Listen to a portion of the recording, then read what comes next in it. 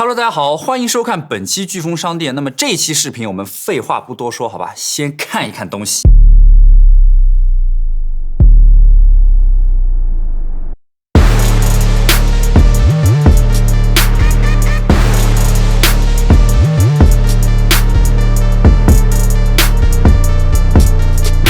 那我必须先说明一点啊，这就是个没有什么性价比的产品，制作出来呢也不是为了赚钱，也不是为了解决什么问题，纯粹就是为了纪念 Red Gemini 多年的陪伴，帅就完事儿了。那这枚剑帽带编号，限量发行200枚，售完无补。其实我们全部卖掉的毛利啊，都不够给我们的工业设计师发1个月的薪水，更别说还要被白嫖几颗。那为了把这枚微缩版的 Red 剑帽做到极致，我们找到了国内知名的剑帽设计生产厂商 Zomo Plus 作为我们的设计顾问和制造商，他们真的是圈内大佬。在我们建模完成之后，还帮我们进行了一些细节上的修改，以更加符合剑帽的规范。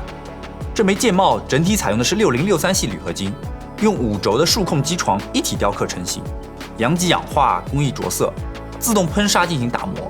那最后呢，这个表面图案和限定的编号是用激光雷雕的方式雕刻上去的，单颗总计加工时长长达23个小时。整个的细节呢，可以用爆炸来形容。别看它体积小，我们还实现了一些小巧思在里面。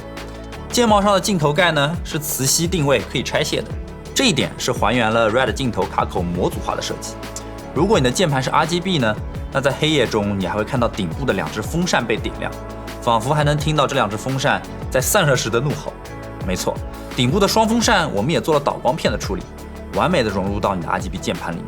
这个风扇亮起来的时候啊，实在是帅的没边儿。因为是飞镖大小，所以还是建议用在 ESC 键上。那么这个剑帽呢，就介绍这么多。如果想抢购的话，记得关注我们的淘宝店信息。我是飘逸，我们下次再见。